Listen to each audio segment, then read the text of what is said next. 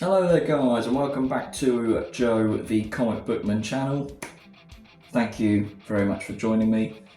Venomverse box is back, obviously, otherwise it'd just be a big white room with nothing in it. So today we're going to be reviewing the Last Ronin 2 Re-Evolution.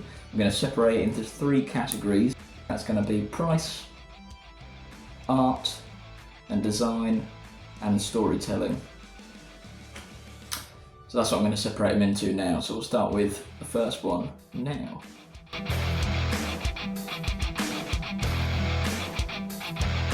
Price wise, I got this for, I think it was it says $8.99 US dollars, so it's about $9 in US. I think it was about just under £8 in the UK. Which for me, and you'll find out why in the other parts of the review, why I think that's a little bit too high. Most comic books come out, even if on their first run, no more than £5 at the very most. I feel like they've just sort of used the fact that it's the Last Ronin to sort of boost the price a little bit. But yeah, that's my thoughts on the price. I do think it is a little bit pricey for what it is.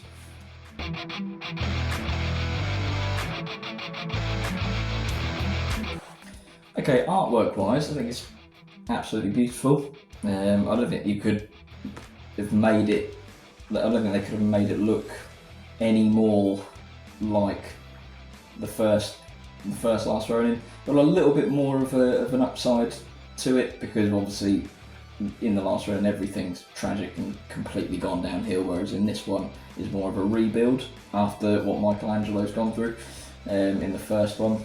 The art itself is very, very good. Slightly a bit more sort of light-heartedness going on, as I said, but brings the general aesthetic and the fact that they start with Casey Marie Jones, that is, absolutely destroying a bunch of guys in the same art form and style as the first Last Ronin. I think just goes to show you exactly what they're trying to achieve in this one. So the artwork's beautiful, absolutely stunning, wonderful to look at, really brings the feel and the correct and right vibes to the whole story. So that is a definite thumbs up for me. That was the best part of the whole thing. Okay, now we'll go into the story. The story itself, so number 3, the story times. The story itself makes sense. I think it takes place about 10 to 15 years, I believe, after the first one. Starts with Casey Marie Jones sort of just kicking a bunch of dudes' ass. Destroys a whole bunch of guys in this factory or in this building that they're trying to basically trying to rebuild from the ground up, like from New York. So it's got better from the first Last Ronin, but there is still a lot of work to do, and they're trying their best to sort of rebuild everything from the ground up. Then we get into the actual new turtles themselves, but they're all grown up by this point, the turtles, and they go into a little bit of a backstory. If you haven't read The Last Ronin, you should read The Last Ronin anyway.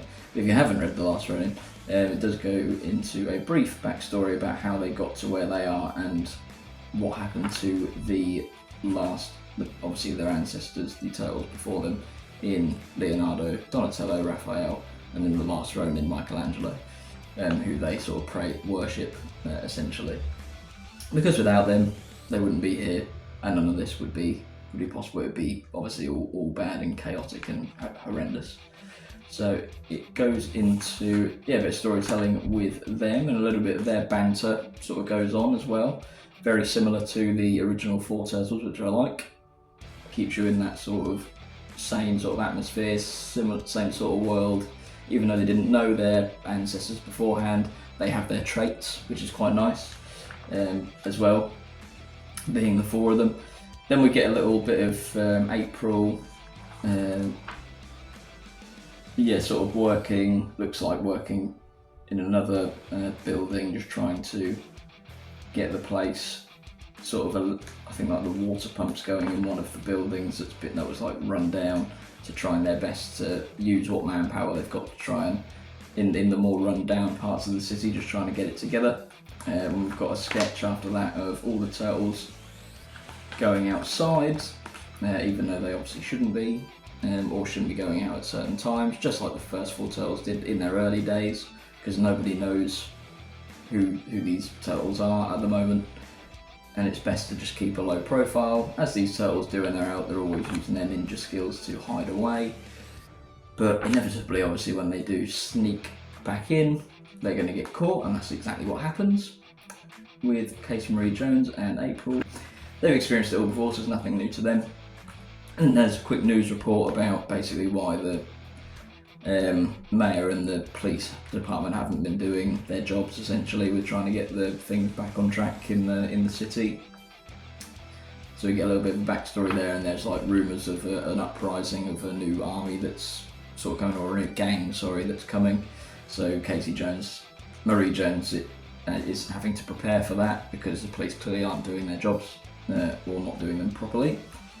Then she gets a phone call from one of her employees, that there's been an attack on 2 fronts. So they're working on one of them, but one of the attacks is going on near where Casey Marie Jones and the turtles live, and April lives. Obviously April can't fight anymore because she's an old woman, but Casey Marie Jones goes out with the turtles, and this is their first fight they've ever been in. Very, very well done. The fight itself, they're first in awe. They've never seen their mum fight before, so they're seeing that for the first time. That sort of blows them away, and then she's just like, are you going to just sort of stand around, or am I going to kick their asses all by myself, or are you going to join in? Come on, I've trained you for this. And they're like, oh yeah. So they all join in. That's really cool. They've got a really good dynamic. I like that a lot. And that keeps going on.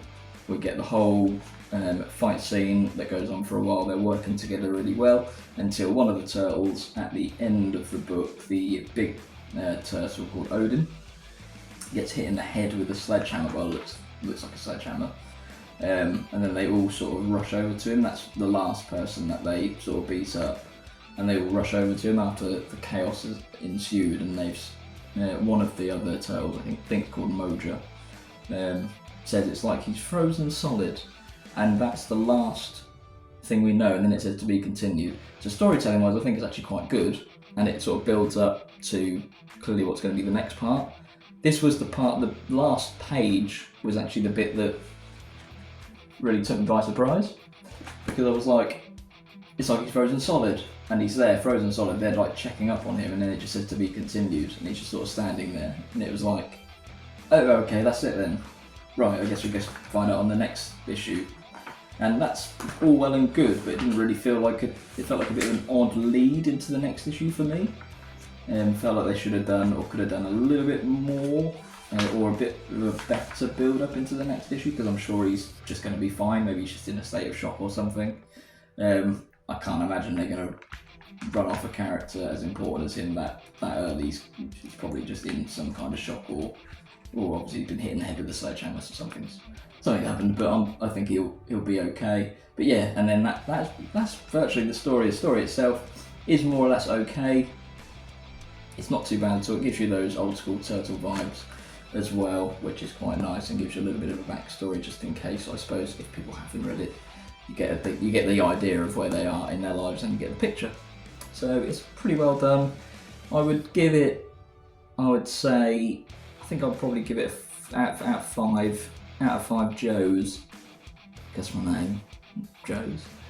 Out of 5 Joes, I'll probably give it 4 out of 5. Purely just because, I think the ending's a bit strange. It sort of ends on that very strange segue, which I didn't like, and the price, I think the price does let it down a little bit. I don't think it's good enough to be an £8 comic book, considering I've read many other comic books that I believe are much better for a lower price. So, but apart from that, the rest of it's brilliant. Art, like I said, is on point, can't get that wrong, and most of the story is really, really good. It was just that last bit that I thought was a bit strange, that I think they could have done a lot more with, but we'll see. That's the first part anyway. Thanks for joining me on this journey. Hopefully the quality, sorry about the quality of the videos, guys, they will get better, hopefully, as and when I do more of this sort of stuff. Just sitting on the floor at the moment in my spare room, so maybe one day I'll be able to afford a chair and a desk. That'd be nice, wouldn't it? But we'll see. And yeah, thanks very much for watching. I will catch you on the next either review or story or whatever I do next. And of course, don't forget to like and subscribe. Hit the subscribe button if you enjoyed, and I will see you on the next one. Cheers.